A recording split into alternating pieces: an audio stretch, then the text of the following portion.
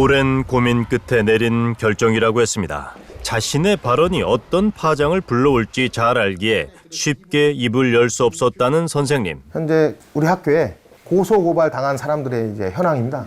지금 경찰 조사는 지금 현재 받은 선생님은 3분이고 또 형사고발건이 있어서 4분이 더 받을 예정입니다. 현재 진행 중입니다. 지난해 8월부터 이 학교 교직원 10여 명이 줄줄이 피의자 신분으로 경찰서와 검찰청을 드나들고 있다고 했습니다. 시작은 거기서 했습니다. 쉬는 시간에 교실 애들이 쓰는 과정에서 종이 치니까 그 쌀입이 빗자루로 끝부분으로 이렇게 야 빨리 해, 빨리 정리해 해서 툭툭 2번 건드렸다. 어깨 쪽을 2번 이렇게 스쳤다. 저희가 그 학교폭력 사안이 열리면 사안 조사라는 걸 합니다. 학교폭력 확인서인데 소위 말하는 진술서예요. 어떤 피해를 당했고 이런 식으로 쓰게 되는 그 양식 작성 당시만 해도 별게 없었어요. 근데 남학생도 처음에 그렇게 인정을 했었는데 갑자기 폭대회에는 참석해서 아빠가 너 말해봐 하니까 맞았다고 진술을 번복을 해버린 거죠.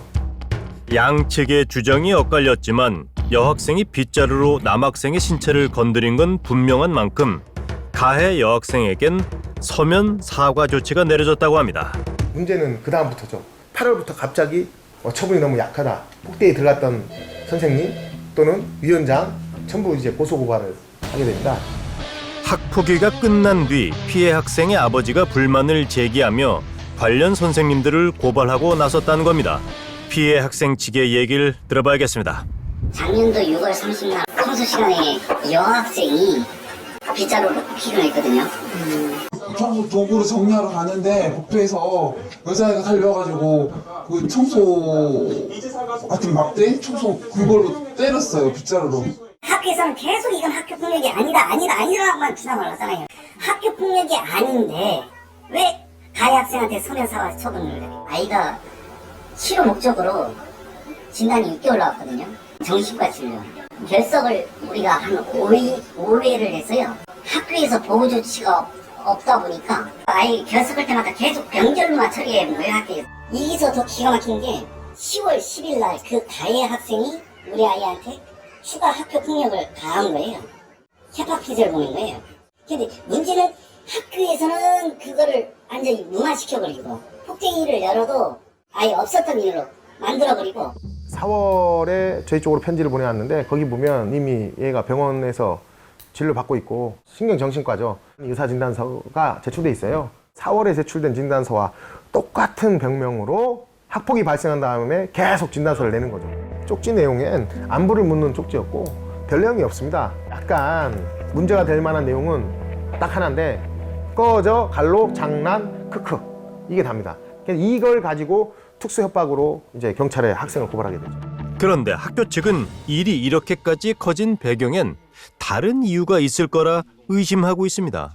본인도 어떤 얘기를 했냐면 아이가 아무것도 아닌데 학교폭력을 걸긴 좀 그렇다. 다만 나의 부탁을 들어준다면 이거를 문제 삼지 않겠다. 돌봄 교실 순위가 되지도 않는데 그걸 넣어달라고 한다든지 학교로서는 그럴 수 없죠.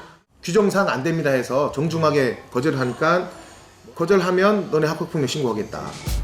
별일 아니라던 빗자루 사건을 다시금 문제 삼으며 피해 학생의 아버지인 이 씨가 관련인들을 고발한 것도 그 후에 벌어진 일이라고 했습니다. 저 같은 경우는 그래서 학교폭력이 어떤 사안인지를 양쪽 학생들에게 그 듣는 과정에서 이제 그 학생에게 저희가 강요를 하고 협박을 했다 이런 식으로 해서 강요죄 조사를 받았습니다. 학폭위 회의록을 작성한 교무부장은 학교에 불리한 내용을 빼고 회의록을 작성했다는 주장을 하는 이 씨에 의해 직권남용 권리행사 방해 및 증거인멸 혐의로 고발됐습니다. 교장 교감 선생님을 아동복지법 위반, 소위 말하는 아동학대죠. 아동복지법 위반으로 직무유기를 했다고 해서 고발한 거고 학교폭력 피해자인 아들의 결석을 출석으로 인정해주지 않았다는 게 아동복지법 위반의 사유라고 했습니다. 2,050원 때문에 고발당한 행정실 직원도 있습니다. 이분이 이메일로 보내달라고 정보공개 청구를 한 거예요. 개인 정보가 들어간 거인 경우에는 이메일로는 곤란하겠다. 등기로 받거나 아니면 직접 와서 열람해서 확인해서 가져가시라고. 그래서 이분도 수긍을 하셔가지고 그래서 이분이 등기요금 2,050원을 입금했죠, 학교 통장으로. 갑자기 2개월쯤 지나서 검찰에서 고소장이 날라왔습니다. 저의 직권남용으로 자기는 우편요금을 부담하지 않고 이메일로 받을 수 있었는데 왜 공무원 마음대로 우편으로 보냈냐, 자기 동의도 없이. 이 건에 대한 고발은 검찰에 의해 각하됐지만 이 씨가 도교육청과 도감사위원회 등에 줄기차게 민원을 넣은 결과 행정실 직원에게 신분상 주의 처분이 내려졌다고 합니다. 그러자 이 씨가 학교로 전화를 걸어왔습니다. 사실상 2,500원 갖고 그냥 싸우고 싶지 않은데 이거 어떻게 합니까? 그 요금을 환불 받을 수 없나요? 야, 그럼 이제 또 공익신고 민원 제기할 수밖에 없는데 이걸 근거로 저 도교육감 대상으로 민사 소송이 들어갈 거예요. 저 혼날이죠. 이걸 보시면 소를 제기하잖아요. 204만 7천 원 교육감 상대로. 정말 우편요금만 부당하게 받았다고 해서 그 돈을 돌려달라는 게 아니고 보면 위자료까지 청구를 하니까. 그런데 취재 도중 우리는 이 씨에 대한 또 한 가지 얘기를 들을 수 있었습니다. 이전 학교에서는 딸 문제로 이렇게 학교 선생님도 고발하고 학교폭력자치위원회를 열었고 이전 학교도 똑같은 패턴으로 고발을 했고 계속 학폭 문제입니다. 이렇게. 초등학생 남매를 키우고 있다는 이 씨 가족을 둘러싸고 이전 학교에서도 비슷한 일이 있었다는 겁니다. 2년 반 전에 시작된 일로 아직도 그 가족과 소송 중이라는 학부모를 만나봤습니다. 2016년도 5월 23일이었는데 화장실에 쫓아가서 우리 애가 상대방 아이를 음부를 만졌다. 싫다고 했다고 했는데도 계속 따라가서 만졌다. 성추행 내용으로 학교폭력위원회를 갖고 소송 고발을 했더라고요. 그럼 그건 피해 학생의 증언인가요? 엄마 아빠의 증언이죠. 성추행으로 민원이 제기된 날인 5월 23일 4시 30분쯤 아버지로부터 전화로 가 의 음부를 만지는 등 성추행이 일어나고 있다는 민원을 제기하셨습니다. 그런데 약 3시간 뒤 이번엔 엄마가 학교에 전화를 걸었다고 합니다. 부모님께서는 웃으시면서 아이들끼리 무슨 성추행이에요? 성추행은 아니고요 라고 답변을 하신 걸로 기억합니다. 부모의 진술이 서로 엇갈린 데다 이 씨가 제시한 딸의 녹취 파일엔 이 씨가 진술을 유도하는 듯한 내용이 포함돼 있었기에 종합적인 판단 끝에 학폭위는 혐의가 없다는 결론을 내렸다고 합니다. 그런데 이 씨가 지역 학폭위에 재심을 청구했고 그때부터 긴 소송전이 시작된 겁니다. 올해 초 행정심판과 지역 학폭위에서는 혐의 없다는 최종 결론을 내렸지만 이 씨 가족과의 재판은 아직 끝나지 않았다고 합니다.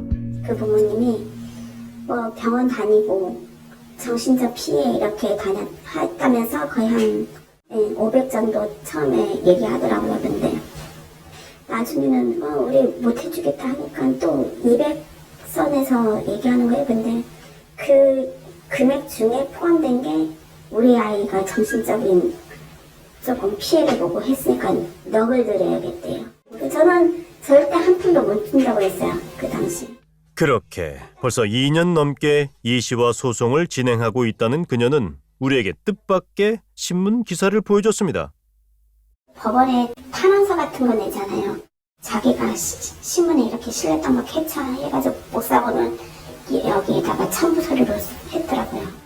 이렇게 재판장님한테 진정서를 내면서 이렇게 자기가 기부천사했다고 이런 내용까지. 그가 소송 자료에 첨부했다는 기사에서 이 씨는 기부천사로 불리고 있었습니다. 힘들게 번 돈의 일부를 모아 가정 형편이 어려운 중학생의 학비로 댔다는 이 씨. 그리고 최근엔 어려운 환우를 위해 써달라며 한 병원에 헌혈증 80여 매를 기부했다는 기사가 한 지역 신문을 장식했습니다. 그런데 취재 도중 우린 한 전우 회원이 운영하는 SNS상에서 뜻밖의 내용을 확인할 수 있었습니다. 급히 헌혈증을 모아 도와줘야 할 사람이 있다며 올린 글이었는데 그 대상이 바로 이 씨의 아들이었던 겁니다. 저희 혹시 사무소장 계시니까 이렇게 왔더라고요. 저는 이제 몇 개 누군데 이거 이제 드려야 될지 모르겠지만 저희 아이가 소암에 걸려가지고 근데 급하게 헌혈증이 많이 필요하다고 하는데 저는 도움을 좀 받을 수 있어요. 전화했습니다. 이렇게 얘기를 하더라고요. 헌혈증뿐만 아니라 우리 모금해가지고 부족신 것도 내가 도움을 좀 줄 수 있으니까는 내가 정말 방문하면 어떻겠냐 이렇게 얘기했어요. 그렇게 얘기한 다음에 후지부지 하더니 연락을 안 하더라고요. 그러더니 뭐 전화해도 뭐 전화도 안 받고 막 그러더라고요. 병원 가겠다고 그 시험부터 사람이 돌변하더라고요. 그런데 전후 회원들이 이 씨에게 헌혈증을 모아준 시기가 공교롭게도 이 씨가 헌혈증을 기부했다는 기사가 나기 보름 전이었던 겁니다. 확인 결과 그 무렵 이 씨의 아들은 지금의 학교로 전학을 왔습니다. 그 아들은 백혈골수암이 맞나요? 저는 처음 들어본 얘기고 담임 선생님은 혹시 그런 얘기 안 하시더만? 전혀요. 저희 학교에 작년 2017년 3월에 올 때부터 뭐 체육 시간에도 다 참여를 했고 결석을 하거나 병명이 기재된 적은 제가 없는 걸로 확인됐습니다. 그와 소송전을 치르게 된 선생님들은 제대로 된 대응조차 할 수 없는 상황이라며 답답해합니다. 모든 소송이나 고발의 대부분 아이들입니다. 초등학생 3학년, 5학년이 소송을 걸겠어요? 누가 하겠습니까? 법적 보호자가 다 하고 있는 거죠. 이 씨는 피해를 입은 당사자가 아이들이다 보니 어쩔 수 없는 일이었다 주장합니다.